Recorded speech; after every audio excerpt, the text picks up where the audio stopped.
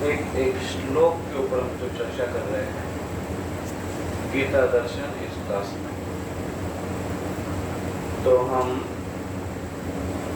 श्लोक क्रमांक 33 के ऊपर चर्चा कर रहे हैं। तीसरा अध्याय श्लोक क्रमांक 33 और जिसमें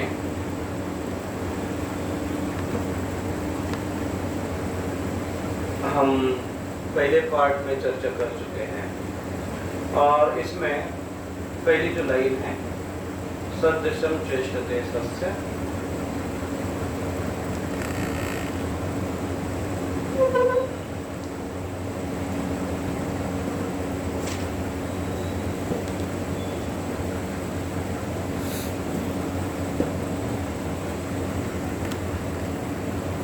उसके ऊपर हम चर्चा किए और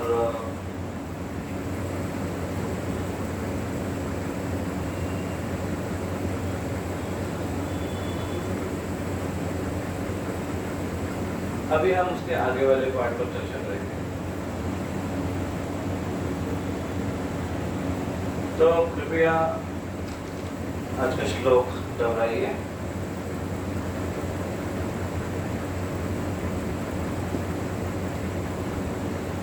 और अगर आपके पास सामने भगवद गीता नहीं है तो मैं यहाँ पर स्क्रीन शेयर कर रहा हूँ, उसमें देखकर आप श्लोकों को बोल सकते हैं।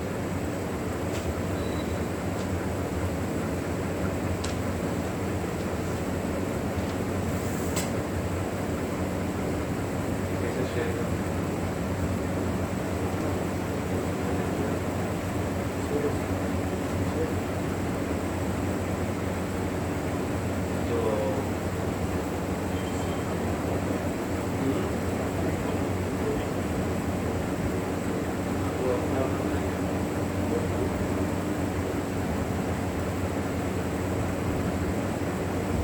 शायद आपको ये स्क्रीन दिखाई दे रही है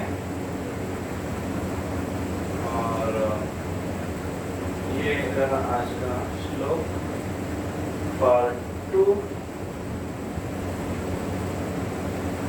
कृपया आप दोहराइए। सदृशं चेष्टते स्वस्याः प्रकृतेर्ज्ञानवानपि प्रकृतिं यान्ति भूतानि निग्रह किं करिष्यति। सदृशं चेष्टते स्वस्याः प्रकृतेर्ज्ञानवान् अपि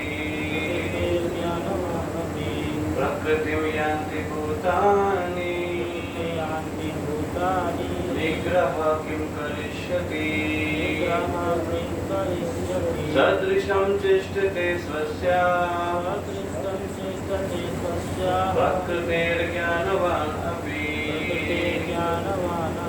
प्रकृतिं यान्ति भूतानि निग्रह किं करिष्यति। तो आपको ये स्क्रीन दिखाई दे रही है, आप वहाँ सब इस अनुवाद को पढ़ लीजिए। अनुवाद: ज्ञानी पुरुष भी अपनी प्रकृति के अनुसार कार्य करता है क्योंकि सभी प्राणी तीनों गुणों से प्राप्त अपनी प्रकृति का ही अनुसरण करते हैं। भला दमन से क्या हो सकता है? तो भगवान कृष्ण यहाँ पर कह रहे हैं कि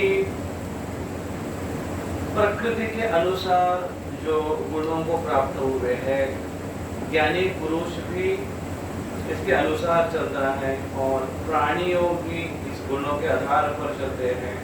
तो इसलिए हमें इसको दमन करने की क्या आवश्यकता है या उसका क्या लाभ होगा, ये भगवान कृष्ण कहते हैं। और यहाँ पर हम जो चर्चा कर रहे थे पिछली बार, सदृशम चेष्टते स्वस्याः प्रकृतेर्ज्ञानवान् अपि, तो हम ज्ञानवान अपि के ऊपर चर्चा कर रहे थे कि ज्ञानवान भी प्रकृति का अपने प्रकृति के अनुसार चलते हैं। सदृशम चेष्टते सदृशम उसके जैसा चेष्टा करते कार्य करते हैं। किसके जैसे? अनुसार प्रकृति के अनुसार। कौन करते हैं? ज्ञानवान अपि, जो ज्ञानवान है। तो हमने ज्ञानवान के जो 3 अर्थ लिए थे यहाँ पर, जो सैद्धांतिक ज्ञानी है थियोरेटिकली, दूसरा है विचारवान, और तीसरा हमने देखा है कृष्ण भावना में जो व्यक्ति ज्ञानवान है। तो सैद्धांतिक, जिसमें हमने चर्चा की कि कैसे कोई व्यक्ति ज्ञानी है लेकिन उसके पास केवल ज्ञान, एक नाम का ज्ञान है, या केवल एक सिद्धांत है उसके पास, उसको केवल जानकारी हासिल करता है लेकिन उसको अनुभव नहीं है, साक्षात्कार नहीं है, ऐसे व्यक्ति। हमने इसके ऊपर कुछ उदाहरण भी देखे थे, जिसमें कुछ साधुओं के उदाहरण देखे थे, देवयानी, और कैसे कैसे वो अनुभव न होने के कारण उसमें अटक गए अपने प्रकृति के अनुसार। तो ययाति और देवयानी के हमने उदाहरण लिया था, जड़ भरत और हिरण का उदाहरण लिया था, और कुछ हमने ऐसे भी साक्षात्कार व्यक्ति के उदाहरण लिए थे, जो प्रहलाद महाराज और जगाई बधाई। और फिर दूसरा जो ये है ज्ञानवान है, वो विचारवान है। ज्ञानवान का एक अर्थ ये भी है, वो विचारवान है, विचार से बात को सीखता है। तो इसमें अर्जुन के बारे में हमने उदाहरण लिया था। अर्जुन बहुत सारे विचार प्रकट कर रहे थे, अर्जुन बहुत सारे आर्ग्यूमेंट्स कर रहे थे कृष्ण को, लेकिन कृष्ण कह रहे कि कैसे तुम क्षत्रिय होने के कारण अगर तुम युद्ध नहीं करोगे, क्षत्रिय नियमों का पालन नहीं करोगे, तो आगे चलकर पछताओगे। तुम्हारे लिए ये संभव नहीं कि तुम ब्राह्मण का जीवन या भिक्षुक का जीवन जिए। तो ये वो कहते हैं। और उसके लिए हमने और एक उदाहरण देखा था, जिसमें कर्ण का उदाहरण देखा था। कर्ण और परशुराम जी। तो कर्ण का ये स्वभाव नहीं था कि वो ब्राह्मण हो, लेकिन वो ब्राह्मण बनकर गए थे उनके पास, लेकिन ऐसी परिस्थिति हुई कि वो क्षत्रिय, उसका गुण प्रकट हुआ। तो अपने प्रकृति के अनुसार वो गुण को धारण करते हैं। और तीसरा हमने देखा था कृष्ण भावना में ज्ञानवान, जिसमें कृष्ण भावना में ज्ञानवान व्यक्ति, जिसमें कृष्ण कहते हैं स्वयं बहुनाम जन्म नामंत ज्ञानवान माम प्रपद्यते वासुदेव सर्वमिति सर्वात्मा। ऐसे ज्ञानी व्यक्ति जो है वो कृष्ण भावना में आता है और अपने प्रकृति के अनुसार वो कृष्ण की सेवा में लगा रहता है, भक्ति में लगा रहता है। फिर हमने कुछ उदाहरण देखे थे, जिसमें प्रियव्रत महाराज का उदाहरण देखा था कि जो सन्यासी या ब्रह्मचारी बन चुके थे, सन्यासी बन चुके थे अपने गुरु के आज्ञा से, नारद मुनि के आज्ञा से, लेकिन कुछ इमरजेंसी सिचुएशन ऐसी हुई कि उनको फिर से राज्य स्वीकारना पड़ा, जिससे शिव जी और मनु स्वयं आकर उनको कहने लगे, स्वयं ब्रह्मा जी आकर उनको कहने लगे। तो भगवान की आज्ञा से प्रियव्रत महाराज ने उसको स्वीकार किया और इस प्रकार से वो बहुत सुंदरता से उन्होंने ये राज्य को संभाला। तो ये एक इसमें कृष्ण भावना में ज्ञानवान व्यक्ति या कृष्ण भावना में ये अपनी प्रवृत्ति को कोई अगर लगाता है, तो इसमें कभी कभी ऐसे जान पड़ता है कि उसकी व्यक्ति की प्रवृत्ति नहीं है, लेकिन भगवान की सेवा में वो अपने आप को निछोड़ करता है या करने की कोशिश करता है। और जैसे प्रभुपाद जी प्रचार कर रहे थे, शुरू में ऐसे ऐसे लोग उनको मिले कि जिनकी कोई योग्यता नहीं थी वो कार्य करने के लिए। ऐसे ऐसे लोगों को भी प्रभुपाद जी ने संन्यास दे दिया और प्रचार कार्य में लगा दिया, जाओ, और एक एक को कहाँ कहाँ भेजते थे प्रभुपाद जी, जाओ वहाँ पर जाकर प्रचार करो, तुम उधर का सेंटर संभालो, ऐसे कर, क्योंकि इमरजेंसी थी। प्रभुपाद जी ने कहा, कुछ शिष्यों ने उनको पूछा कि प्रभुपाद जी हमारी योग्यता नहीं है, अगर हमारा पतन हुआ तो प्रभुपाद कहते कि कोई चिंता नहीं है, मैं तुम्हें संभाल लूंगा, मैं तुम्हारी रक्षा करूँगा। और इस प्रकार से एक ये है कृष्ण भावना में ज्ञानवान व्यक्ति, या अपने प्रकृति के अनुसार चलने वाला, या कभी कभी प्रकृति उसकी न होते हुए भी जो दैवी प्रकृति है उसके अंदर आते हुए वो कार्य करता है। तो प्रकृति तो ऊपर के जो दो है, सैद्धांतिक ज्ञान और विचारवान, लेकिन यहाँ पर तीसरा जो पॉइंट है कृष्ण भावना में ज्ञानवान, वो भी प्रकृति के अनुसार ही कार्य करता है, लेकिन यहाँ पर वो भले ही उसकी यहाँ की जो भौतिक प्रकृति उसकी अगर वैसी न हो, लेकिन फिर भी अगर उस व्यक्ति ने दैवी प्रकृति का आश्रय ग्रहण किया है तो धीरे धीरे धीरे धीरे वो दैवी प्रकृति के गुणों को धारण कर सकता है। जैसे प्रभुपाद जी एक रॉड का और अग्नि का उदाहरण देते हैं, उसके अनुसार और वो गुणों को प्राप्त हो जाता है। कभी कभी ऐसे मालूम पड़ता है कि कहीं वो अपने, क्योंकि ये भौतिक प्रकृति का प्रभाव होने के कारण वो अपने स्थिति से कहीं विपद हो जाए, ऐसे दिखाई देता है। जैसे यमुनाचार्य के जीवन में ऐसे उदाहरण दिखाई दिया था। यमुनाचार्य ये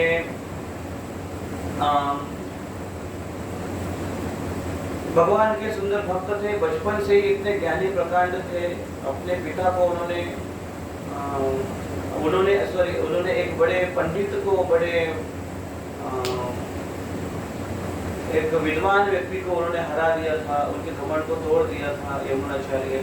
लेकिन आगे चलकर वो एक राजा बने और धीरे धीरे अपने मूल स्वभाव को भूल गए। लेकिन फिर से भगवान की असीम दया से वो फिर से अपने मूल चेतना में वापस आ गए।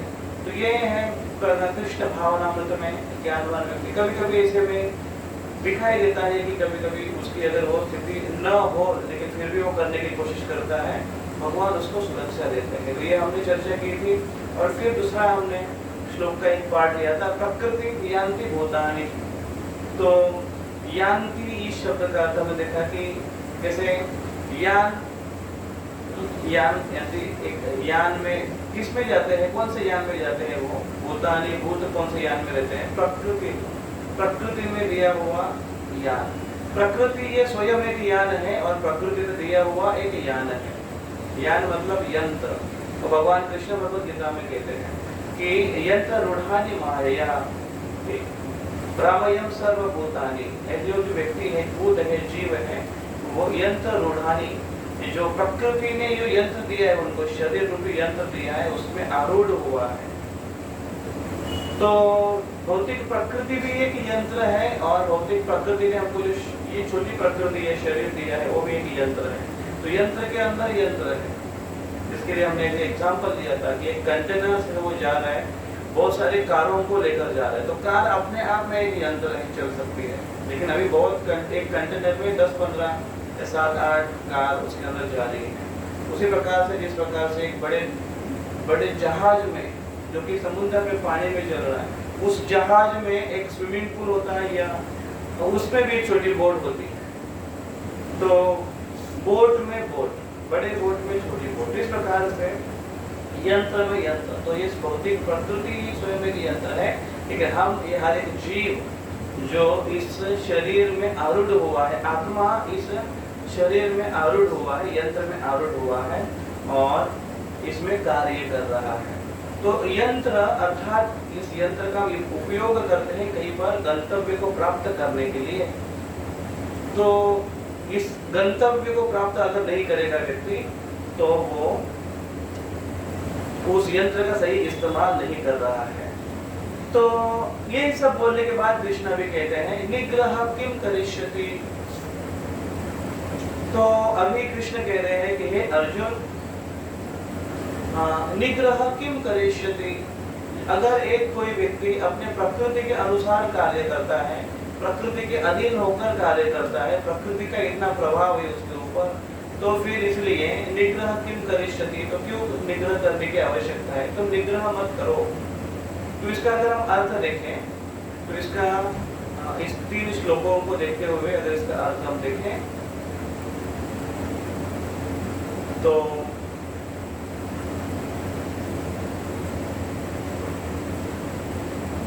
ज्ञानवान व्यक्ति के सहित सभी लोग अपने प्रकृति के अनुसार ही चेष्टा करते हैं।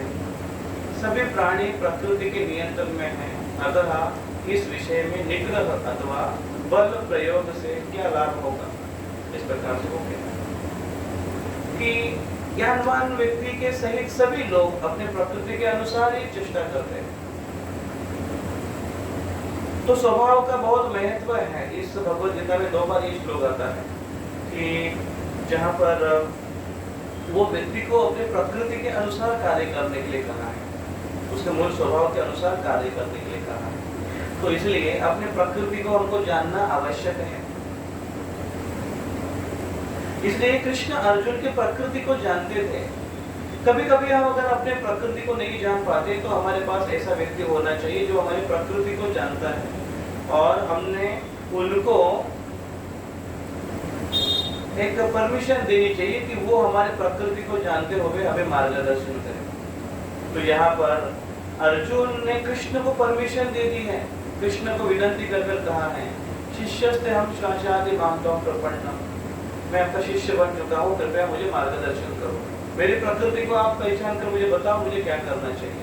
और अर्जुन, कृष्ण यहाँ पर अर्जुन को कहते हैं कि अर्जुन तुम्हारी प्रकृति है कि तुम युद्ध करो, इसलिए तुम निग्रह क्यों करे, निग्रह करने की आवश्यकता नहीं है, क्योंकि तुम ही नहीं, मैं तुम्हें ही नहीं बोल रहा हूँ, लेकिन ज्ञानवान अभी, वो जो ज्ञानवान लोग हैं, बड़े बड़े बुद्धिमान लोग हैं, वो भी अपने प्रकृति के अनुसार ही कार्य करते हैं। और शास्त्र में इसके उदाहरण आते हैं, भागवत में उदाहरण आते हैं कि वो व्यक्ति भले ही कभी कभी ऐसे विरोधाभास हमको दिखाई देता है, जैसे परशुराम जी, उनका अपना खुद का उदाहरण दिखाई देता है, जो स्वयं ब्राह्मण परिवार में जन्मे थे एज अ ब्राह्मण के रूप में, लेकिन बैकग्राउंड क्षत्रिय का होने के कारण, उसकी पूर्व की जो कथा है तो क्षत्रिय है, उनके अंदर वो स्पिरिट होने के कारण भले ही ब्राह्मण प्रैक्टिस कर रहे थे, लेकिन क्षत्रिय रूप उनका प्रकट हुआ और इस पूरे पृथ्वी को 21 बार क्षत्रियों से विहीन कर दिया। और दूसरी विपरीत स्टोरी आती है, वो विश्वामित्र की आती है, जो जन्मे तो थे क्षत्रिय परिवार में, लेकिन हादसा उनके जीवन में इस प्रकार से था, पूर्व जीवन का एक संचित ऐसे था कि वो ब्राह्मण का प्रैक्टिस थे, बहुत मेहनत की उन्होंने और वो ब्राह्मण के गुणों को प्राप्त हुए, अंततः वो ब्रह्मर्षि बने। और वो ब्रह्मर्षि वास्तविक तब बने जब उन्हें ब्रह्मर्षि बनने का कोई अभिमान या कोई इच्छा नहीं रही। पहले वो सुनना, लोगों ने उनको एक्सेप्ट कर लिया, ऋषियों ने एक्सेप्ट कर लिया, यहाँ तक कि ब्रह्मा जी स्वयं आकर उन्होंने कहा कि आप ब्रह्मर्षि के स्तर पर पहुंच चुके हो अभी। तो विश्वामित्र मुनि ने कहा कि नहीं, आप तो बोले ठीक है, लेकिन मुझे तब तक दिल में मुझे तब तसल्ली नहीं मिलेगी जब तक वशिष्ठ आकर मुझे नहीं बोलते हैं कि मैं ब्रह्मर्षि बना हूँ। तो कभी कभी ऐसे हमारी प्रकृति हो जाती है। अभी मैं इतना नम्र भक्त हूँ कि ये सारे भक्तों को पता चलना चाहिए कि मैं कितना नम्र हूँ। तो उसी प्रकार से है कि मैं ब्रह्मर्षि हूँ, ये वशिष्ठ ऋषि को पता चलना चाहिए कि ब्रह्मर्षि हूँ, और सबको पता चलना चाहिए कि मैं ब्रह्मर्षि हूँ। ब्रह्मर्षि ये बहुत बड़ी पोस्ट है, ना कि केवल पोस्ट है, वास्तविक ये गुण है। उसको धारण करने वाला व्यक्ति कभी अपने आप को ब्रह्मर्षि कभी मानेगा नहीं है, कभी कहलाएगा नहीं। लेकिन वशिष्ठ ऋषि, विश्वामित्र ऋषि इस प्रकार से कह रहे थे। लेकिन जब वशिष्ठ ऋषि आकर कहे, वशिष्ठ ऋषि ने जब सुना ब्रह्मा जी से कि आप आकर बोलो, तो वशिष्ठ ऋषि तुरंत तैयार हुए, बोले हाँ बिल्कुल मैं आकर बोलूंगा। और वशिष्ठ ऋषि आकर उनकी स्तुतियां करने लगे विश्वामित्र मुनि के, और कहने लगे कि आप ब्रह्मर्षि हो। तो जब विश्वामित्र वशिष्ठ ऋषि के मुख से उनकी जब स्तुति विश्वामित्र ने सुनी, तो उनको अंदर से कुछ लगने लगा कि अरे ये गलत हो रहा है, ये ऐसे स्तुति मैंने नहीं सुननी चाहिए अपनी। ब्रह्मर्षि स्तर अपने आप में ये रिस्पेक्टिव स्तर है, लेकिन वो कभी रिस्पेक्ट डिमांड नहीं करता है। और वो डिमांड कर रहे थे, तो उन्होंने कहा कि अभी सटल रूप में, ऐसा उसका वर्णन नहीं है, लेकिन सटल रूप में अगर देखा जाए तो ये 4th टाइम इस फेल्यूर। पहला जो था वो मेनका का था, दूसरा था वो रंभा का था, तीसरा कुछ नहीं था। तो ये तीसरा है वास्तविक, अगर हम सोचे इसको सटल अगर सोचे तो। लेकिन उसके बाद वो जो सोचे कि नहीं मैं कितना गलत सोच रहा हूँ, और फिर वो जो नम्र की अवस्था में पहुंचे, तब वो प्रभु रामचंद्र की लीला में समाविष्ट हुए और प्रभु राम और सीता माता का मिलन उन्होंने कराया। बहुत सुंदर वो एक एक्चुअली रामायण है, ये बहुत सुंदर एक पार्ट है इसमें। और हर कोई जो संत है और जो ऋषि है जो आए हैं, वो हर कोई वो ये चाह रहा है कि वो राम और सीता को एक दूसरे से मिलाए। ये उनकी मन की इच्छा थी, एक प्रभु रामचंद्र और सीता मारने को मिलाए। और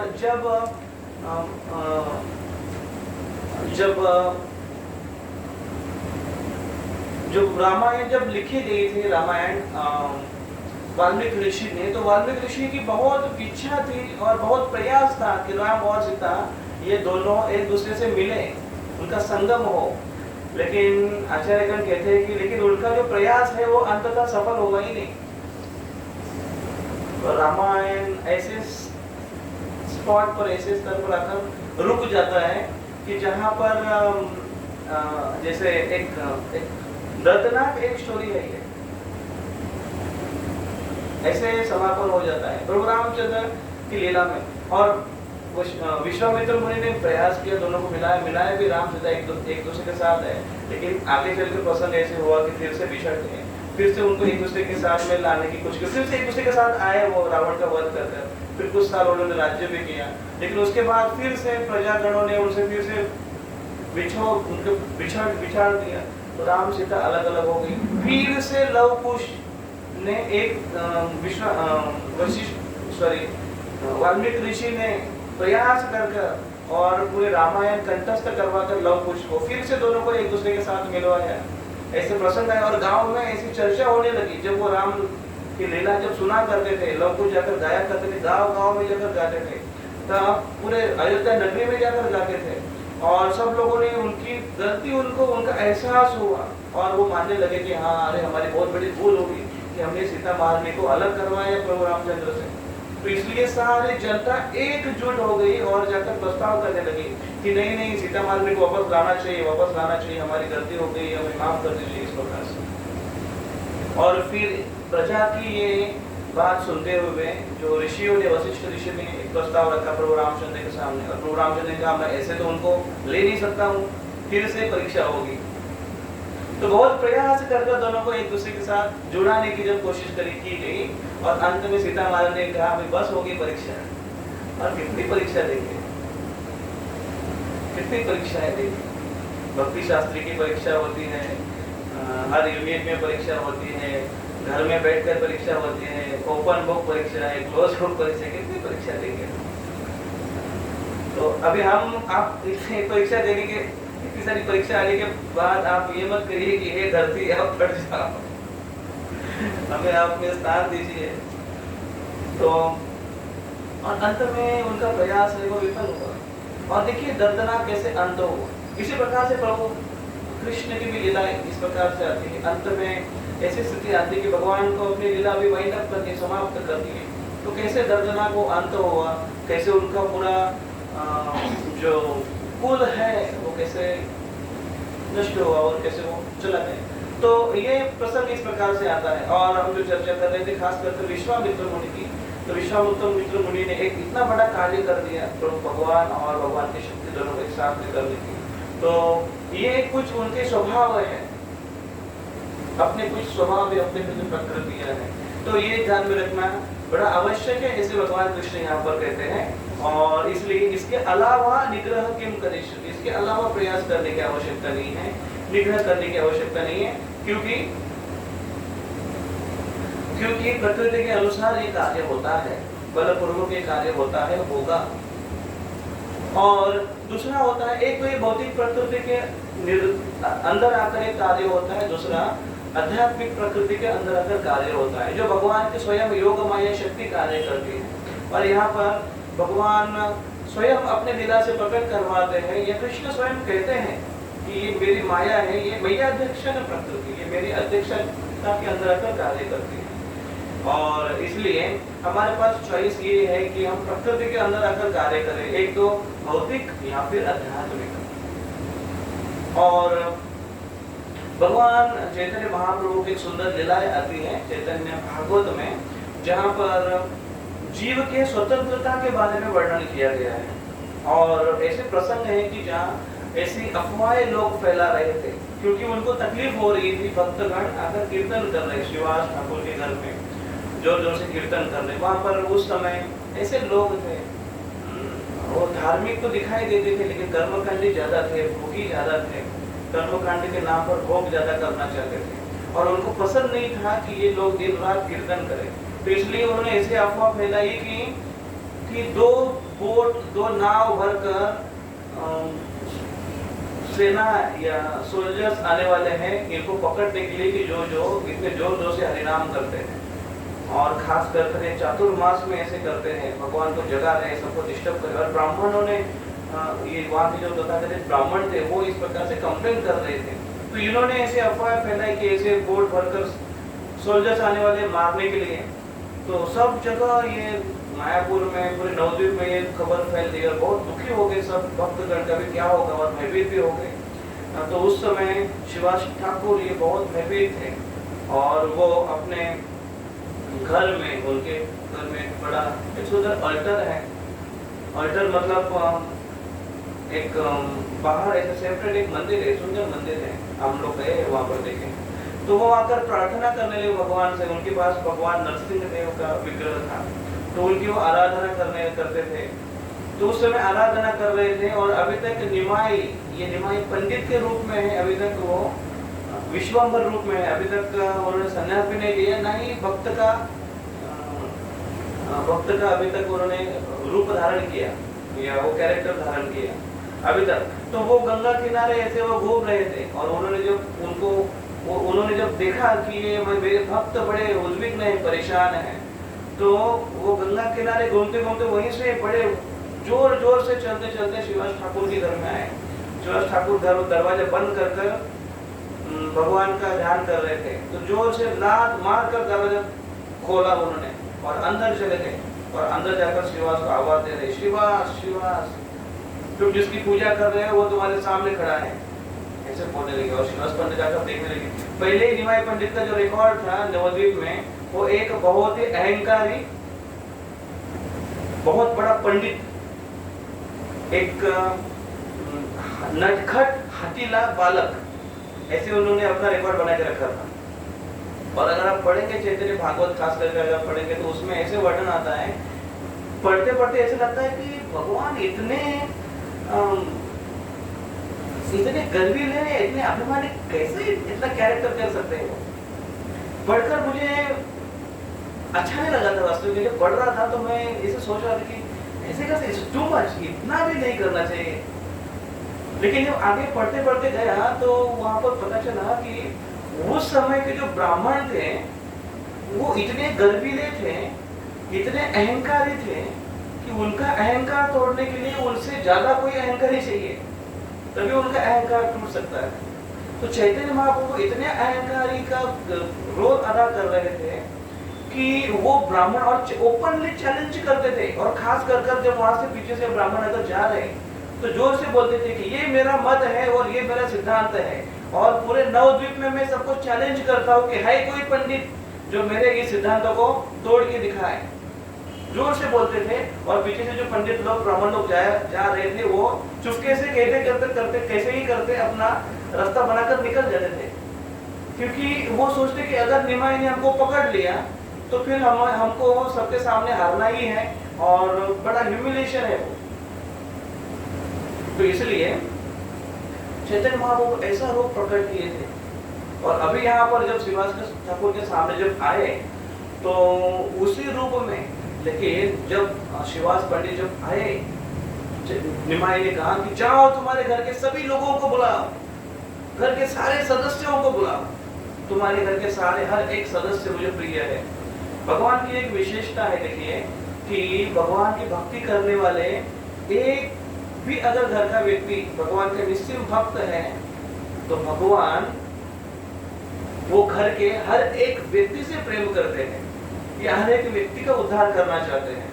यहाँ तक कि शिवाजी ठाकुर के घर का कुत्ते का भी वो उद्धार करने की बात सोच रहे थे चैतन्य महाप्रभु। सोचिए, तो इतने प्रिय, तो उन्होंने कहा सबको बुला के लेकर आओ। और चैतन्य महाप्रभु ने चतुर्भुज रूप धारण कर लिया, वहां पर शंख चक्र गदा पद्म धारण किया और इतना दिव्य रूप उन्होंने प्रकट किया और तेज उनका प्रकट हो रहा। तो घर के सब लोग बाहर है, देखकर इस रूप को देखकर नमन कर रहे, प्रणाम कर रहे। और चैतन्य महाप्रभु कह रहे, निमाई कह रहे कि हे शिवास, मुझे प्रार्थना अर्पण करो। तो फिर शिवास ठाकुर ने श्रीमद् भागवतम खोला और श्रीमद् भागवतम का 10वें स्कंद में जब ब्रह्मा जी भगवान कृष्ण को जो प्रार्थना अर्पण करते थे वो श्लोक निकालकर भगवान को अर्पण करने लगे, वो श्लोक निकालकर प्रार्थना करने लगे। मैं सोच रहा था कि देखिए ये चैतन्य चरितामृत ये भक्तों का आदान प्रदान है। हम इससे बहुत सीख सकते हैं कि भगवान की प्रार्थना हमको कैसे करनी है। भागवतम खोलकर सीधा चालू कर सकते हैं, लेकिन उसमें ऐसा वर्णन है कि एक श्लोक खोलकर उन्होंने एक श्लोक पढ़ा, वो श्लोक पढ़ा मतलब आपको सुनकर कंठस्थ हो सकता है, वो श्लोक भगवान को उन्होंने स्तुति के रूप में अर्पण किया, लेकिन उसके बाद उनके मन में जो भी स्तुति आ रही है वो रैंडमली ऐसे बोलते जा रहे, भगवान आप इतने महान हो, भगवान आप इतने श्रेष्ठ हो, भगवान ऐसे हो, ऐसे। तो दो प्रकार से प्रार्थना, एक तो हम शास्त्र का आधार भी ले सकते हैं, और ऊपर से आपको हमें जो भगवान की स्तुतियां अच्छी लग रही है, जो हमारे अपने माय बोली में जो हम दे सकते हैं भगवान को शब्दों के गार्लैंड, वो हम अर्पण कर सकते हैं। तो वो करने लगे, अर्पण करने लगे, तो भगवान बड़े संतुष्ट हो गए। और उन्होंने कहा चैतन्य महाप्रभु ने कि तुम डरते हो, तुम्हें ऐसे न्यूज है कि कोई मुसलमान जो सैन्य है वो आकर तुमको मारने वाले हैं, भक्तों को मारने वाले हैं, कोई मार के दिखाए, कोई मेरे भक्तों को हाथ लगा के दिखाए, ऐसे वो बोलने लगे। मेरे भक्त मुझे बहुत प्रिय है और मेरे भक्तों के लिए मैं कुछ भी कर सकता हूँ, ऐसे कहने लगे। और कहने लगे कि क्या तुमको लगता है कि वो काशी या वो जो राजा है वो आकर तुम्हें डराएगा, धमकाएगा, तुमको मारेगा? क्या तुम्हें पता नहीं है कि मैं हर एक के हृदय में परमात्मा रूप में बैठा हुआ हूँ, मेरे आज्ञा के बिना वो राजा के मन में विचार भी नहीं आएगा कि तुम भक्तों को पकड़ने का वो आदेश करे। तो अभी यहाँ पर पॉइंट आता है हमारा, इस श्लोकों का कनेक्शन आता है कि इच्छा के अनुसार कोई कार्य नहीं होता है, या हम प्रकृति के अधीन है। तो भगवान यहाँ पर बोल रहे हैं कि मेरी इच्छा के सिवाय वो कुछ निर्णय भी नहीं ले सकता, उसके मन में विचार भी नहीं आ सकता है। फिर चैतन्य महाप्रभु आगे बोलते देखिए, भगवान देखिए जो ग्रेट पर्सनालिटी जो होती है ना, वो हमेशा ऑप्शंस रखती है, ऐसा नहीं हो सकता है। और फिर आगे बोलते हैं अगर ऐसा हुआ भी तो मैं ऐसे करूंगा, लेकिन ऐसे होगा ही नहीं, लेकिन फिर भी अगर और ऐसे हुआ भी तो उसके लिए ऐसा इलाज है मेरे पास। तो ऑप्शन बाय ऑप्शन और इलाज, उसके ऊपर उपाय निकालते हैं। तो भगवान ने कहा ने अगर उसके मन में विचार आया भी और अगर उसने सेना भेजी भी तुम्हें पकड़ने के लिए, तो तुम्हें अगर यहाँ से पकड़कर वो लेकर भी गए तो तुम्हें क्या लगता है मैं वहां पर नहीं हूं तुम्हारी रक्षा करने के लिए? मैं वहां पर तुम्हारे सामने, उस राजा के सामने मैं खड़ा हूं तुम्हारी रक्षा करने के लिए, और मैं देखूंगा कि वो राजा तुम्हें कैसे पनिश करता है। और अगर वो राजा तुम्हें तुम्हारे सामने, उसके सामने अगर खड़ा भी करे तो तुम्हें क्या लगता है अगर वो तुम्हें पनिश कर भी रहा है तो मैं क्या चुप बैठूंगा? मैं उसके हृदय में परमात्मा रूप में हूँ, मैं उसका हृदय एक सेकंड में बंद कर सकता हूँ। चैतन्य महाप्रभु पहले तो वो सोच ही नहीं सकता है कि तुम्हें पकड़ने के लिए सेना भेजे, अगर भेजा भी, तुमको पकड़ कर लेकर गया भी, तो मैं वहां पर रहूंगा और उसका हृदय वहीं पर स्विच ऑफ कर सकता हूँ। फिर आगे बोल रहे चैतन्य महाप्रभु अगर समझो नहीं भी ऐसे हुआ तो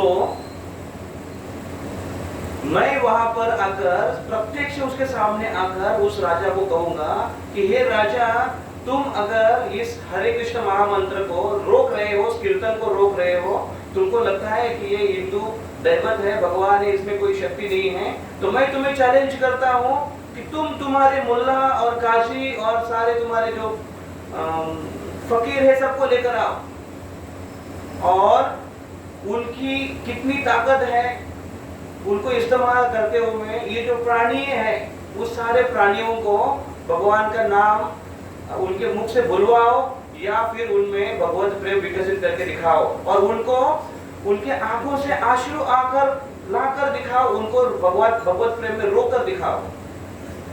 और हे श्रीवास, मैं तुम्हें विश्वास के साथ कहता हूँ वो ऐसा नहीं कर पाएगा। और फिर मैं उसे कहूंगा, चैतन्य महाप्रभु कह रहे, मैं उसे भी कहूंगा कि अब देखो मैं भगवत प्रेम में कैसे प्राणियों को नहीं हर किसी को भगवत प्रेम से मैं रुला सकता हूँ, भगवत प्रेम उसके हृदय में विकसित करता हूँ।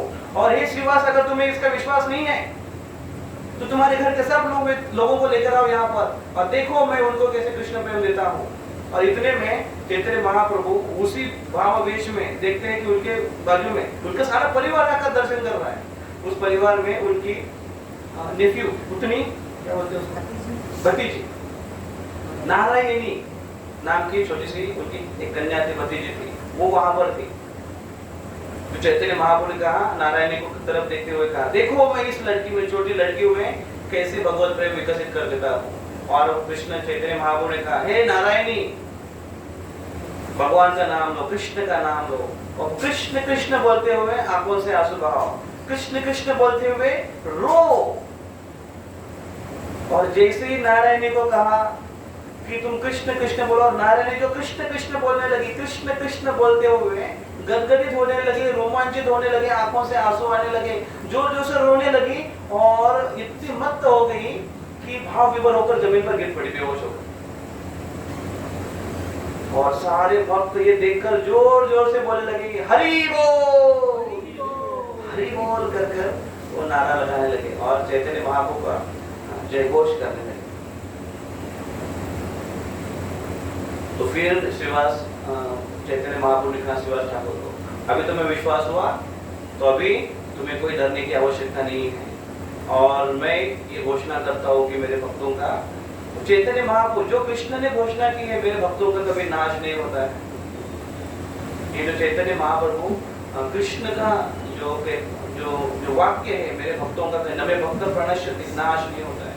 चैतन्य महाप्रभु अगर जो अपने भक्तों की रक्षा प्रत्यक्ष डेमोन्स्ट्रेशन कर रहे, प्रत्यक्ष रक्षा कर रहे अपने भक्तों की, और जो वैष्णवगण है हमारे भक्तों की, हमारी भक्ति की, गुरु महाराज जी हमारी भक्ति की जो रक्षा करते हैं, वो जो रक्षा तत्व है वो नरसिंह तत्व है। नरसिंह देव हमें प्रोटेक्शन करने के लिए आते हैं। नरसिंह देव तो पहले से प्रहलाद को प्रोटेक्शन दे रहे थे, प्रहलाद की रक्षा कर रहे थे, लेकिन सबसे महत्वपूर्ण जो बात है वो हमारे चेतना की रक्षा करना है, हमारे भक्ति की रक्षा करना है। क्योंकि जिनकी रक्षा के लिए हम इतना ध्यान देते हैं और इतना उसको गंभीरता से लेते हैं, वो वैसे भी नष्ट होने वाला है। वो शरीर है हमारा, जिसकी रक्षा के लिए हम इतना प्रयास कर रहे हैं, वो वैसे भी नष्ट होने वाला है। भगवान उसकी भी रक्षा करेंगे। अगर आवश्यकता है तो, उस शरीर की आवश्यकता है तो, उस शरीर की सेवा के लिए आवश्यकता है, उस शरीर की भक्ति के लिए आवश्यकता है, उस शरीर की चेतना के विकास के लिए आवश्यकता है, भगवान उनकी रक्षा अवश्य करेंगे। लेकिन सबसे महत्वपूर्ण बात है कि वो उनकी भक्ति का और चेतना का रक्षण करते हैं। और इसी के लिए हमें नरसिंह देव से प्रार्थना करनी चाहिए कि हे नरसिंह देव, कृपया करके हमारी भक्ति की रक्षा कीजिए। और भगवान रक्षा करते हैं। और चैतन्य महाप्रभु ने इस प्रकार से श्रीवास ठाकुर को बड़ा कॉन्फिडेंस दे दिया। तो यहाँ पर हमें जो एक उदाहरण मिलता है कि चैतन्य महाप्रभु खुद कहते हैं कि मेरी इच्छा के बिना वो व्यक्ति सोच भी नहीं सकता है। और यहाँ पर कृष्ण भगवत गीता में जो कहते हैं बात कि वो व्यक्ति प्रकृति के अधीन ही है, वो प्रकृति के अनुसार ही कार्य करेगा। इसलिए और ज्ञानवान लोग भी प्रकृति के अनुसार कार्य करते हैं, और इसलिए तुम्हें भी प्रकृति के अनुसार कार्य करना चाहिए अर्जुन। इसलिए निग्रह किम करिष्यति, इसलिए तुम्हें निग्रह करना क्यों चाहिए या क्या क्यों आवश्यक है? आवश्यक नहीं है, प्रकृति सब कार्य तुमसे करवाती है। तो एक तो दो है यहाँ पर, एक तो भौतिक प्रकृति के हम नियंत्रण में है, हमसे कार्य करवाते हैं, और दूसरा जिस प्रकृति को हमने धारण किया है उसके अनुसार हम कार्य करते हैं। कृष्ण यहाँ पर वो बताते हैं। अभी प्रश्न हमारे मन में शायद ये आएगा कि क्या अगर हम सब कुछ अगर प्री डिसाइडेड है, सब कुछ पहले से निर्धारित है, तो क्या हमारे लिए कोई स्वतंत्रता बची है या नहीं बची है? तो वही एक नेक्स्ट क्वेश्चन है हमारा, जिसको हम क्लियर करना आवश्यक है कि क्या हमें स्वतंत्रता है भी या नहीं।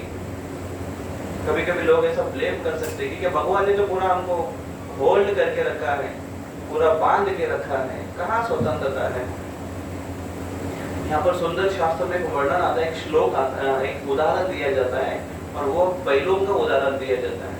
बैल के ये अपन देखिए चित्र आपको दिखाई दे रहा है, तो उसमें देखिए बैल के नाक में देखिए कुछ एक रस्सी बांधी गई है, उसको क्या बोलते हैं आप यहाँ पर भुसावल में? बेसन बोलते हैं उसको, बेसन। यहाँ पर क्या बोलते हैं पता नहीं मुझे। तो जो नाक में रस्सी बांधी गई है वो नाक से कान के पीछे से ऐसे ऊपर सर में उसके ऐसे राउंड में बांधी जाती है, और उस रस्सी को और एक लंबी रस्सी आती है, उसको लगाम बोलते हैं ना हम। तो देखिए वो व्यक्ति जो है ना साके गांव का आदमी है, उसके हाथ में ये रस्सी है। तो वो जो रस्सी लगाम है उसको, उससे वो बैल को कंट्रोल करता है और बैल अनायास उसको रुकना ही है। तो अभी वो बताते हैं शास्त्र में, वो उदाहरण देकर समझाते हैं।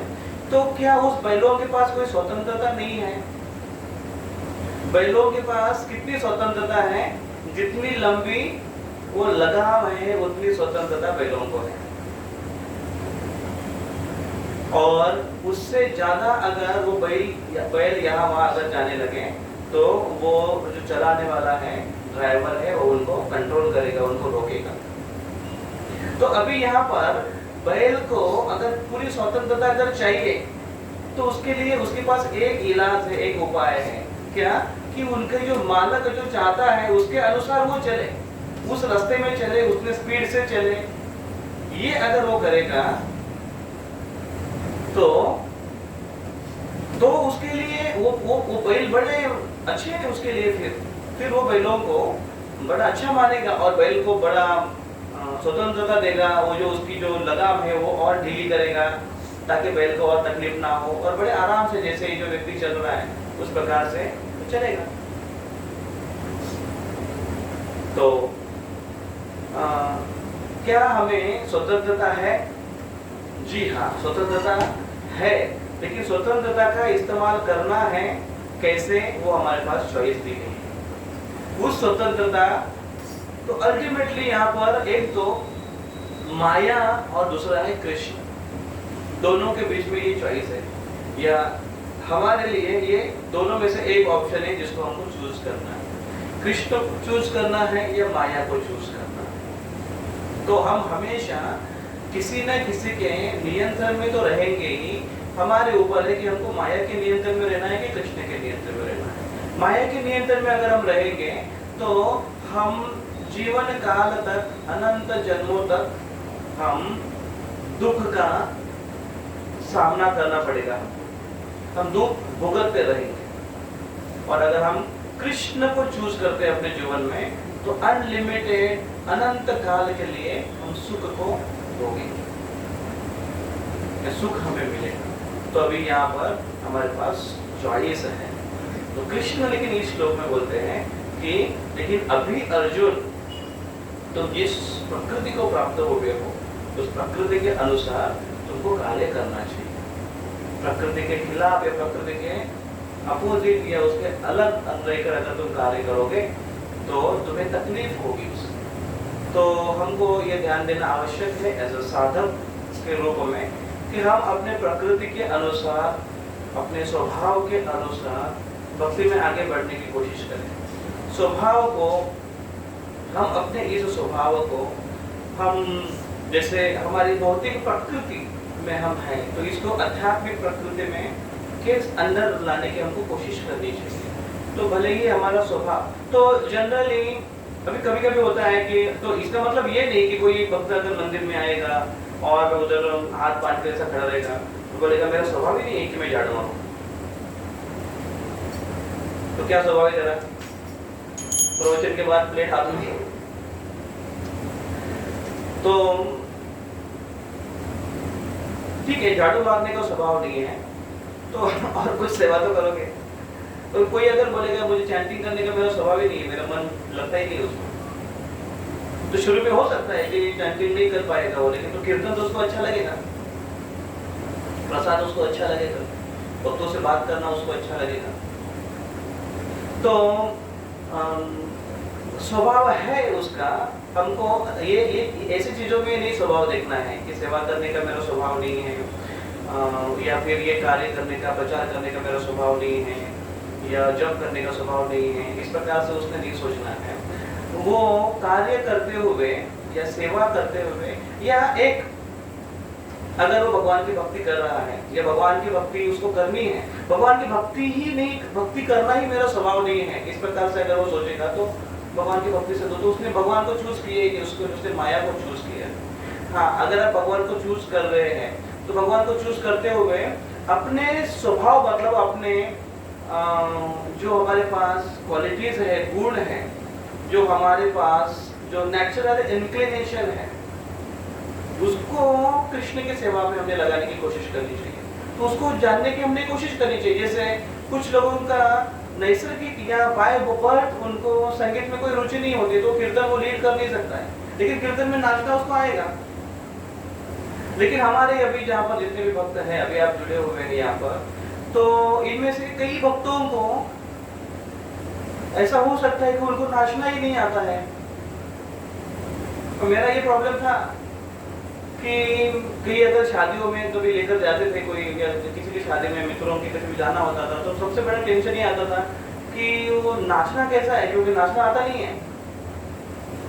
और दोस्त लोग ऐसे जबरदस्ती से पकड़ पकड़ कर खींचते हैं। तो मेरे ख्याल से शायद ये भी एक कारण हो सकता है कि लोग शादियों में दारू वारू पीते हो, क्योंकि कुछ लोगों को नाचते नहीं आता होगा, तो वो शराब उसको नचाते होगी शायद। अभी ये कोई बहाना नहीं है कि कोई बोलेगा हाँ अच्छा आइडिया बताया प्रभु ने, तो कोई बोलेगा कीर्तन में मेरे मुझे नाचना नहीं आता है, तो ये कोई ऐसे आइडिया मत निकालिए। लेकिन अगर हम, लेकिन प्रभुपाद जी ने बड़ा सिंपल स्टेप्स दिया है, ऐसे हाथ ऊपर करने का और जोर जोर से ऐसे बोलने का, वो किसको भी आता है। हर कोई ऐसे हाथ ऊपर करके ऐसे डांस करेगा। तो पहली बार जब मैं कीर्तन स्कॉल में आया, जब राधा गोपीनाथ मंदिर में आया, हम हमारे विशेष हम प्रोग्राम के लिए आते थे, यूथ प्रोग्राम, और खास कर संडे फीस उस समय बहुत जोरदार हुआ करते थे। क्या प्रसाद था उस समय, अभी इतना पॉसिबल नहीं उनको देना, खिचड़ी आचार पापड़ इतने देते। तो उस समय का संडे फीस इतना आनंद आता था। हम जब मंदिर में जाते थे तो पहली बार जब मैं गया, तो उसके बाद उनको लिखा अभी कीर्तन होगा, तो मुझे थोड़ा टेंशन था कि कीर्तन में नाचने का कैसे, नाचना नहीं आता। तो वो जब नाचने लगे ऐसे हाथ ऊपर करके, वो सब उछल कूद रहे, अरे बहुत आसान है ये। और कैसे नाचना मैं सीख गया, और उसके अलावा भी कुछ अलग अलग स्टेप्स लोगों को देख देख के, तो वो आ जाता है अपने आप। तो ये चीजें हैं, वो इसकी बात नहीं कर रहे हैं। स्वभाव ये है कि जो हमारे नैसर्गिक, जो हमारे पास जो गुण है, संगीत में कुछ रुचि है, या संगीत में कुछ पहले से ही देन है, या पाक कला में कुछ है। पाक कला, जो कुछ कलाएं हैं उसको सीख सकते हैं। कुछ कलाएं नैसर्गिक होते हैं, कुछ कला बचपन से माँ का देखते हुए, घर के लोगों का देखते हुए हम सीखते हैं।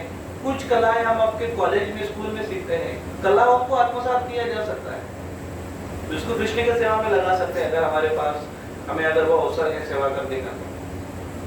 तो ऐसे हैं, लेकिन नैसर्गिक हमारे कुछ ऐसे कुछ हमारे कमियां होती है, या नैसर्गिक कुछ हमारे गुण होते हैं, उनको हम कृष्ण की सेवा में उसको लगा सकते हैं, उसको डाइवर्ट कर सकते हैं। तो ये अपने स्वभाव को देखते हुए हम भगवान की सेवा में अग्रसर होना चाहिए। और खास कर जो यहाँ पर जो कृष्ण बता रहे हैं, जिसके आधार पर ये बता रहे हैं, वो खास करके यहाँ पर कृष्ण जो बताए वो वर्ण के अनुसार बता रहे हैं। वर्ण, क्षत्रिय, ब्राह्मण, क्षत्रिय, वैश्य और शूद्र, इसके अनुसार बता रहे हैं। तो अर्जुन को जो, क्योंकि वो क्षत्रिय है, इसलिए कृष्ण बोले कि वर्ण के अनुसार तुम्हारा जो तुम्हारी प्रकृति वो बनी है, इसके अनुसार तुम कार्य कर सकते हैं। लेकिन कलियुग में वर्ण का कोई सवाल आता नहीं, क्योंकि कलो क्षुद्र संभवात, कलियुग में तो हर एक की प्रवृत्ति वो क्षुद्र की है। वैष्णवगण है, वो ब्राह्मण की प्रवृत्ति को धारण करते हैं, उसकी प्रैक्टिस करते हैं। तो हर कोई उसमें, स्त्री पुरुष, हर कोई वो वैष्णव, कोई विष्णु भगवान कृष्ण की जो आराधना करता है तो वैष्णव स्तर पर आ जाता है, और वो इस वर्ण के अनुसार ब्राह्मण स्तर में रहते हुए भगवान की आराधना में वो लगा रहता है। तो ब्राह्मण में बहुत सारे गुण हैं। तो कहीं अगर अभी अगर हम समझे कि हम ब्राह्मण बन गए हैं, तो ब्राह्मण हिंसा के विरुद्ध होते हैं, हिंसा कभी करते नहीं है ब्राह्मण। तो अगर हमें कहीं पर अगर किसी के ऊपर अन्याय होते हुए दिखाई दे रहा है तो क्या हम हाथ बांध के खड़े रहेंगे और कहेंगे हम वैष्णव हैं, अभी हम ब्राह्मण बन गए तो हमें हिंसा से दूर रहना चाहिए? नहीं, हम ऐसा नहीं कर सकते हैं। जहाँ पर हमको आवश्यकता है वहाँ पर हमको जैसे किसी का पैर काटना हो, वो हिंसा है, लेकिन पैर के अंदर काटा है तो उसको निकालने के लिए पैर काटना वो हिंसा नहीं है। इस प्रकार से कुछ समाज कंटक होते हैं, कुछ पैर के कंटक होते हैं, कुछ समाज के कंटक होते हैं। उस कंटक को अगर हमको सुधारना है तो कभी कभी हिंसा का इस्तेमाल किया जा सकता है अधिकृत वे से और मार्गदर्शन से। तो इस प्रकार से अपने गुणों को भगवान के सेवा में लगा सकते हैं। हरे कृष्णा कृष्णा कृष्णा हरे हरे, हरे राम राम राम हरे हरे। ग्रंथराज श्रीमद् भगवद गीता की जय। प्रश्न अगर किसी के मन में है तो हम चर्चा करेंगे। हमारे जो होस्ट है अभी सब आपको अनम्यूट करेंगे, वो तो आप बोल सकते हैं या मैसेज डाल सकते हैं। अगर किसी का कोई प्रश्न है तो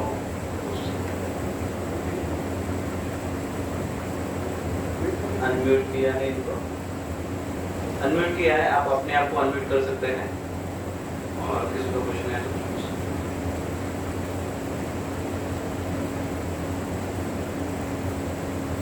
तो आप सबको अनम्यूट किया गया है। अब अपने आप को अनम्यूट कर जिसको प्रश्न पूछ सकते हैं, नहीं तो मैसेज कर सकते हैं, नहीं तो हम इस हमारे सेशन को बंद कर सकते हैं। हम यहाँ पर तो काफी भक्तों के वैसे कैमरे ऑफ है, कैमरा ऑन रखना चाहिए वैसे तरीके।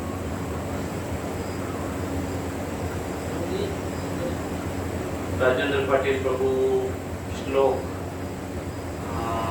संजीवनी माताजी, मनीषा बसंतम माताजी, मोनिका माताजी, अग्रवाल माताजी, मनीषा अग्रवाल माताजी, श्लोक। कैमरे सबके ऑफ है ये। बोलोटिया माताजी, स्वाति माताजी, रात्रे माताजी, वंदना सिंह माताजी, सुभाष खरे माताजी, सुभाष खरे प्रभु जी, संगीता पाटिल माताजी, उनके विनू शर्मा, भारती बैरागी माताजी, सबके कैमरे ऑफ है। कैमरा एक्चुअली अपने ऑन रखना चाहिए ताकि वहाँ पर बैठकर हम सुन सकते हैं। ओके, तो कभी कभी शायद कुछ प्रॉब्लम भी हो सकता है माइक का या इंटरनेट का, तो उसके कारण भी हो सकता है। यस, कोई क्वेश्चन है? जैसे कि प्रहलाद महाराज है, हाँ, यहाँ पर कोई प्रश्न आ रहा है क्या? यस,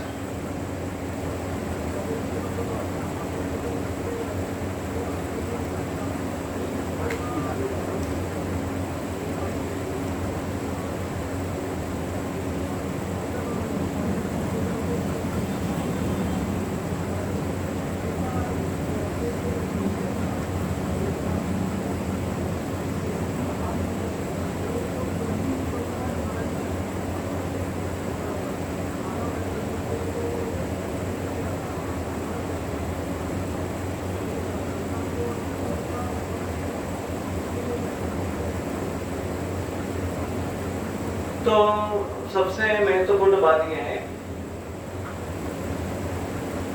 तो ये सबका प्रश्न है नहीं। हम माला करने बैठते हैं तो बाकी दुनिया भर के सारे विचार, सारे काम हमारे मन में आ जाते हैं।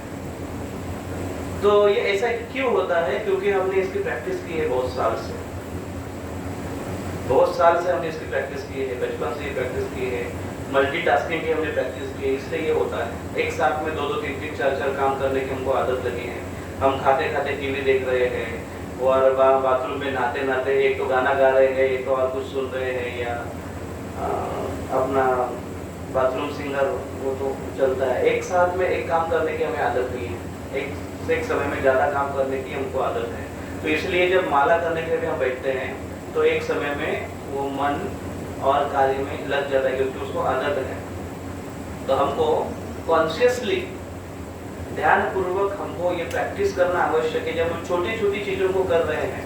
इसलिए मैं आपको बार बार कहता हूँ कि कैमरे को ऑन करो, कैमरे को ऑन करो। इसका कहने का कारण यही है कि कम से कम हम अभी सुनने के लिए जब बैठे हैं तो केवल सुने, और अगर आपने कैमरे ऑन किए हैं तो आपको भी इसका एहसास होगा कि अरे मैंने कैमरा ऑन किया है तो इसलिए मुझे बैठना पड़ेगा, नहीं तो सब लोग मुझे देख रहे हैं। तो एक समय एक काम करने की कॉन्शियसली अगर हम आदत लगाएंगे तो उसका परिणाम या उसका प्रभाव, उसका फायदा ये होगा कि हम जब करने के लिए जब बैठेंगे तो उस समय केवल ये सोचेंगे हाँ अभी मुझे एक ही काम करना है, केवल माला करना है। तो मन को हम पहले से ही आदत डाल रहे, धीरे धीरे धीरे धीरे मन को आदत बनेगी कि भगवान का नाम। तो एक तो हर समय जब हम कार्य कर रहे हैं उस समय ये प्रैक्टिस करना, कॉन्शियसली प्रैक्टिस करना कि एक समय एक ही काम, एक समय एक ही काम, एक समय एक ही काम। अभी आप इसमें बोल सकते हो कि कोई व्यक्ति जो कंपनी में काम कर रहा है तो उसको एक साथ में 2 काम करने का अगर उसको उसकी जिम्मेदारी होगी तो वो उसको एक ही काम दिया है, एक समय में वो 2 काम करने का, एक समय में 2 काम करने का एक ही काम दिया है उसको, तो एक ही है वो, तो उसको वो करना है। नहीं तो बोलेगा नहीं नहीं हमने ऐसा सुना है कि एक समय एक ही काम करना है, दूसरा काम करेंगे नहीं, कंपनी से निकाल देंगे वो। तो ध्यान में रखना ये आवश्यक है कि वन टारगेट और one work at A time, एक ही केवल एक समय एक ही काम करने का हम कॉन्स्टेंटली प्रयास करें। और फिर धीरे धीरे टाइम लगेगा उसको, कुछ साल जाएंगे उसके लिए, और प्रैक्टिस जब हमारे अच्छे हो जाएंगे तो हमें आदत लग जाएगी। ये आदत हमको अभी से डालना शुरू करना है। दूसरा, हम जब जप करने के लिए बैठ रहे हैं अभी, तो बैठते समय posture, pronunciation and prayers, triple P formula हमको याद रखना आवश्यक है। पहला पी मतलब पोस्चर, हम बैठते हैं ऐसे, तो कैसे बैठते हैं, ऐसे ध्यानपूर्वक बैठते हैं। तो मैंने देखा है कुछ हमारे चैंटिंग सेशन में, कुछ हमारे माताएं हैं, कुछ प्रभुज है, वो ऐसे बैठते एकदम पूरा ऐसे लगता है कि हिमालय के कोई योगी है, ऐसे एकदम एकाग्र ध्यानपूर्वक और सुंदरता से चैंटिंग कर रहे हैं। तो अच्छी बात है वो, पूरा ध्यान लगाकर ऐसे माला एकदम हरे कृष्ण कृष्ण कृष्ण हरे हरे, हरे राम राम राम हरे, बहुत अच्छी बात है, प्रैक्टिस अच्छा कर रहे हैं। तो पोस्चर अगर ऐसा टिक के बैठेंगे, शिथिलता से बैठेंगे, शैथिल्य आ जाएगा तो मन सही हो जाएगा, मन सही हो जाएगा तो भाग जाएगा नहीं, मन को थोड़ा टाइट रखना पड़ता है। तो पहला पोस्चर, फिर दूसरा मैंने क्या कहा, हमारा प्रोनाउंसिएशन अच्छा होना चाहिए, हम जो बोलते हैं ना तो उच्चारण स्पष्ट होना चाहिए। तो हरे कृष्ण कृष्ण कृष्ण हरे हरे, हरे राम राम राम हरे। हम बोलते समय हमको सुनने की कोशिश करना है, को स्पष्ट उच्चारण कर सुनना है। तो अगर हम सुनेंगे तो स्पष्ट उच्चारण करेंगे, अगर हम सुनेंगे नहीं तो हड़बड़ा जाएंगे, तो हड़बड़ी में पूरा मंत्र नहीं होता है। तो इसके कारण वो मन जो है ना, मन को कोई अलग स्पीड मिल जाता है, मन को हरिनाम का स्पीड नहीं मिलता है। जब हरिनाम का स्पीड उसको मिलता है ना, गति मिलती है, तो वो वेग में आता है वो, और हमारी चैंटिंग उसमें उसको आनंद आता है, मन को उसमें आनंद आता है। हरे कृष्ण महामंत्र की जो स्पीड में जब वो एकाग्र हो जाते हैं। लेकिन मन के हरे कृष्ण महामंत्र के उस उच्चारण के अलावा अगर उसको स्पीड मिले तो फिर वो विचारों में, ख्यालों में फिर वो चला जाएगा। अन्य जगह पर स्पीड मिलना मतलब क्या, क्योंकि उसका ध्यान हम हरिनाम पर दे नहीं रहे ना, तो इसलिए उसको सही छोड़ा पहले से, तो वो बाकी जगह पर भागते जाएगा। और फिर वो विचारों में इतने, वो कहाँ से कहाँ चला जाएगा हमको भी पता नहीं चलेगा। हम तो सोचेंगे क्या सोच रहा है, ये कहाँ जा रहा है, कुछ कनेक्शन भी नहीं बैठता है कभी कभी, कहाँ से कहाँ टॉपिक वाइज कहीं पर भी चला जाता है। तो उसको हमको टाइट रखना है और प्रोनाउंसिएशन के ऊपर रखना है, और प्रोनाउंसिएशन के साथ साथ प्रेयर्स होना आवश्यक है। इसको मैं बहुत नजदीक से ऑब्जर्व कर भी रहा हूँ कि मन का कार्य के लिए भावनाओं को प्रदान करता है, इमोशंस है उसके अंदर। तो जब हम मन जप करते हैं, हाँ दूसरा, हाँ वो ठीक है, तो जब हम जप करते हैं तो मन के अंदर एक भावना ऐसी प्रकट हो जाती है कि वो उसको अगर हरिनाम के भावना से, मतलब कृष्ण भावना से अगर वो कनेक्ट नहीं होता है, तो अलग कोई भावना में उसकी गिरफ्त पकड़ में आ जाती है, और इसलिए वो कहाँ से, मतलब कब सटक जाता है हमको पता नहीं चलता है। तो उसे एक प्रार्थना की भावना में अगर डाल दिया हमने, प्रार्थना की भावना में कैसे, जैसे भी हम गा रहे बोल रहे हरे कृष्ण कृष्ण कृष्ण हरे हरे, हरे राम राम राम हरे हरे, हरे कृष्ण कृष्ण कृष्ण हरे हरे, हरे राम राम राम हरे हरे। वो जो कृष्ण हरे है, वो राम है, वो उसको उच्चारण के उस भावना में हमने उसको डाल दिया, और उसमें एक प्रार्थना का एक मूड है कि हे भगवान कृपया करके आप मुझे अपनी सेवा में लगा दीजिए। उस भावना में अगर हम हैं तो मन पूरा एंगेज हो गया उसमें, उच्चारण में, और उस भावनाओं में, हरि नाम के उस उच्चारण के उस शब्दों के पूरा एंगेज हो गया। वो बाहर कहीं जा ही नहीं सकता है। और जिसका बहुत ज्यादा जाता है यहाँ वहाँ, अगर आपको अनुभव होगा तो जितने आप ज्यादा बार आंख बंद करके जब करेंगे ना, बंद करके मन ज्यादा, उसके चांसेस है कि वो ज्यादा भागेगा। अगर आपने मन आंख बंद करके अगर हरिनाम ले रहे हैं, तो आंख बंद करके हरिनाम लेते लेते लेते आपको समझ में आएगा कहाँ कहीं जाकर आए हैं, भाग गया कहीं पर, ऐसे लगता है कभी कभी। तो आंख बंद न करें। आंख बंद जल्दी होते हैं इसलिए क्योंकि अगर शरीर थका हुआ है, नींद नहीं हुई है, या फिर जल्दी उठने की आदत नहीं है, तो आंख बंद होने के चांसेस हैं। लेकिन अगर हम आंखों को कॉन्शियसली खोल के रखें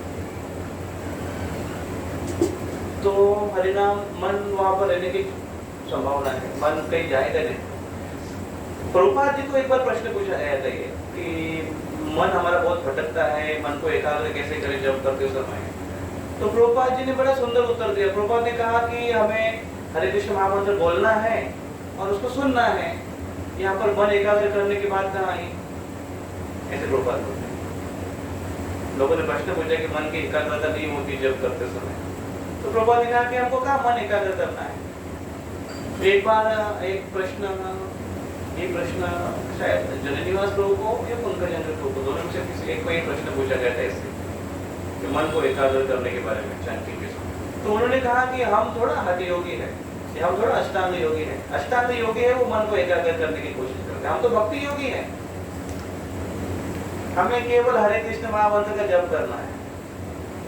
तो हरे कृष्ण महामंत्र के ऊपर ध्यान देना है और उसको बोलते हुए हमको धीरे धीरे प्रैक्टिस। और कृष्ण बोलते हैं भगवद गीता में कि मन जाएगा यहाँ पर, ये तो निश्चलंती मन चंचलम अस्थिरम ततो नियमत आत्मन्नेव वशम न है।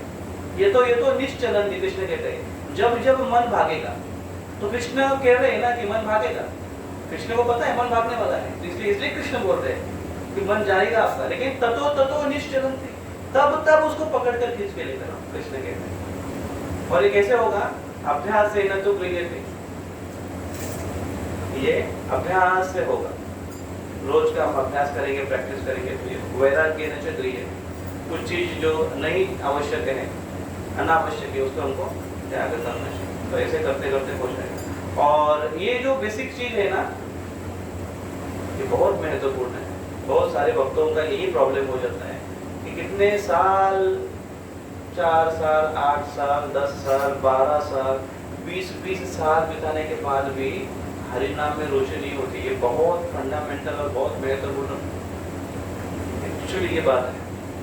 और जब तक हमें हरि नाम में रुचि नहीं आएगी, हम उस भक्ति में ना हम खुश रहेंगे ना दूसरों को खुश रहने देंगे। हमारा हरि नाम में रुचि होना बहुत आवश्यक है। और अगर हमारी हरि नाम में रुचि आएगी तो हम बड़े नम्र हो जाएंगे, बहुत नजदीक का कनेक्शन। इसलिए एक जगह पर एक महाराज प्रवचन देने के लिए आए, तो उन्होंने सबसे पहला उन्होंने प्रश्न पूछा, are you happy in Krishna consciousness? क्या आप आनंदी है भक्ति में? तो हम हरि बोल, हमारा हरि बोल कहाँ का हरि बोल है? हरि बोल हर जगह पर इस्तेमाल होता है। हरि बोल कभी कभी हरि बोल हो जाता है। तो हमको कॉन्शियसली प्रयास करना चाहिए। तो जैसे हम जब करने के लिए बैठे, triple P, posture, pronunciation, prayers, ये सब हमको बैठकर कॉन्शियसली और कॉशियसली हमको ध्यानपूर्वक प्रयास करना। कॉशियस मतलब नियम पूर्वक या जाणीवपूर्वक, मराठी में जाणीव बोलते हैं, उसको करना है। और कॉन्शियसली हमको, कॉशियस मतलब सतर्कता से, राइट, कॉशियस मतलब सतर्कता से, कॉन्शियस मतलब हमको ध्यानपूर्वक उसको करना है। तो सतर्क रहना चाहिए। अभी बैठने, हम जपा के लिए बैठे तो हमको सोचना है हाँ अभी मन भागेगा हमारा, लेकिन अभी हमको उसको मन के ऊपर ध्यान नहीं देना है, हरि नाम के ऊपर ध्यान देना है। हरे कृष्णा कृष्ण कृष्ण हरे हरे, हरे राम राम राम हरे हरे। इस आपको कोई प्रश्न था चैतन्य प्रभु? जैसे ब्लेसिंग का भी हमारे जीवन में बहुत भक्ति में जीवन में रहता है। जैसे प्रहलाद महाराज भक्ति किए और उद्धार किए उनके, फिर बोले प्रभुपाद जी अपने शिष्य को जो इमरजेंसी था फिर भी सब जगह भेज रहे हैं ऐसे ऐसे जगह पे, उसमें ब्लेसिंग भी बहुत इम्पोर्टेंट होता है। तो हमें अपने जीवन में जैसे 3 गुणों से बाहर निकलना, प्रकृति के अनुसार स्वभाव को सेवा भी करना है, ब्लेसिंग का कितना ये बहुत बड़ा रोल है। आपने खुद बताया ब्लेसिंग का बहुत बड़ा रोल है, बहुत बड़ा रोल है। आशीर्वाद चाहिए हम, कृपा सिद्ध। श्यामानंद लोग एक बार बता रहे थे, जब वृंदावन में यात्रा में आए थे तो वहाँ पर उन्होंने जो क्लास दिया था श्री जी मंदिर के सामने, तो बता रहे थे कि भगवत धाम जाने के लिए वहाँ पर 2 काउंटर्स है। प्रोफर ऐसे बताते हैं, वो कह रहे थे 2 काउंटर्स है, एक है मर्सी काउंटर और दूसरा है साधना काउंटर। तो किसके सामने खड़े रहोगे आप? अगर बोलोगे कि मैं रोज हर एकादशी को 64 माला की है, हर एकादशी निर्जल की है, हर जन्माष्टमी में फास्टिंग की निर्जल की है मैंने, और बहुत अच्छी से सेवा की है, बहुत नम्र हूँ मैं, और मैं 16 माला भी बड़े ध्यानपूर्वक की, और मैं साधना काउंटर के सामने अगर खड़ा हो जाऊंगा तो प्रोपाल बोलते हैं कि फंस जाओगे, साधना काउंटर के सामने खड़ा मत हो जाना, मर्सी काउंटर के सामने खड़ा होना। मर्सी काउंटर, लेकिन मर्सी काउंटर जो है ना वो मोस्ट ऑफ द टाइम बंद रहता है वो काउंटर क्योंकि मर्सी है, वो कब खुलेगी? मर्सी मिलने के लिए, कृपा मिलने के लिए हमको याचक बनना पड़ेगा, और याचक डिमांड नहीं कर सकता है अरे खोला नहीं अपने काउंटर, नहीं, क्योंकि वो याचक है। तो याचना करते रहेगा कब खुलेगा, और जैसे खुल गया बस इसका बेड़ा पार हो गया। तो साधना काउंटर के सामने क्यों नहीं खड़ा रहने के लिए बोलते हैं वो? क्योंकि हमारी साधना वो मोड़ के जैसी, मोड़ स्प्राउट वाला मोड़ नहीं, ये कॉपर तांबे का जो बर्तन होता है, पीतल के बर्तन होते हैं, उनकी मोड़ होती है, आपको पता है मोड़? वो कम दाम में बेचे जाते हैं। स्टील की कोई मोड़ नहीं होती। स्टील का बर्तन पुराना हुआ तो आपको उसको भंगार में पता नहीं लेते कि नहीं लेते, फेंकना पड़ता है उसका। तो सोने की मोड़ कैसे होगी? सोने पे जब तोड़ते हो तो ज्यादा पैसा आएगा ना उसमें। तो ये हमारी जो भक्ति है ना, हमारी साधना है ना, ये अपने ये ऐसे पता नहीं तांबा है या पीतल है, उसके मोड़ के जैसे है। जब काउंटर खुलेगा और वो भारों भार जब उसका वेट किया जाएगा तो उसका मूल्य कितना आएगा हमको पता नहीं है। आपको एक अलग एग्जांपल देता हूँ कि कुछ एक स्टूडेंट, जो एवरेज स्टूडेंट होता है ना, एवरेज स्टूडेंट, उसके एग्जाम के बाद ना वो मार्क्स कैसे निकालते हैं पता है? वो देखता है ये प्रश्न मैंने लिखा है, ये कितने मार्क्स है, 5 मार्क्स का प्रश्न है। तो एग्जामिनर अगर कितना भी संकी हो या कितना भी कुछ आया तो मैंने लिखा तो है, लेकिन 5 में से 1.5 मार्क तो मुझे देगा ही देगा पक्का। तो ऐसे तोड़ मोड़ करते हुए और उसका मोल निकालते हुए वो इस प्रकार से 1.5 मार्क तो मिलेगा। तो ऐसा 1.5 हर एक प्रश्न का 1.5 पकड़ को देखता है, 35 हो गया क्या? हो गया पास। लेकिन वो 1.5 का होशियार स्टूडेंट रहता है, उसका तो अंक अच्छा है, ठीक है, लेकिन मर्सी बहुत बड़ा हमारे जीवन में हाथ है उसका। और हम भगवत धाम भी जाएंगे तो मर्जी से ही जाएंगे, गुरुओं के और वैष्णव के आशीर्वाद से भगवत धाम जा सकते हैं।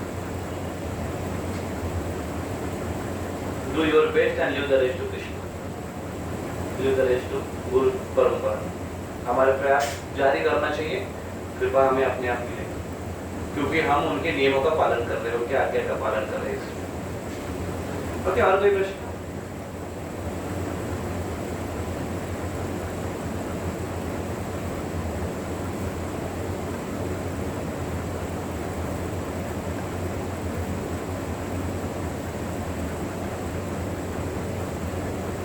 तो ठीक है, हम यहाँ बोलेंगे 26 पार्टिसिपेंट्स।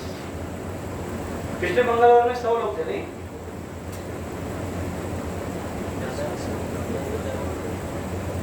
और फेसबुक में कितने थे वो शायद हमने देखे नहीं। तो अगली बार से हमें कोशिश करनी चाहिए कि कोई बड़े स्पीकर हो तो हमारे सकते हुए।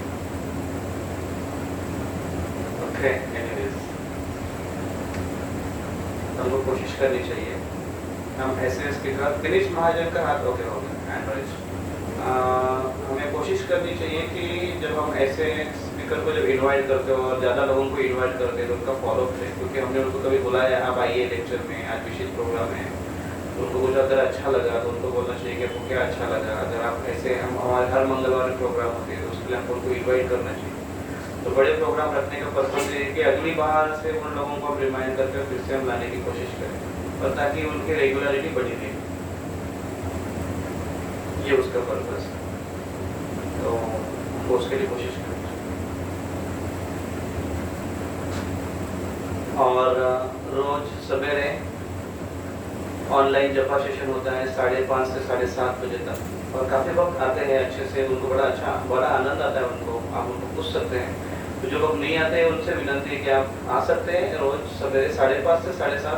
अगर आप 5:30 बजे नहीं आए तो 6 बजे आ सकते हैं, 6 बजे नहीं आए तो 6:30 बजे आ सकते हैं,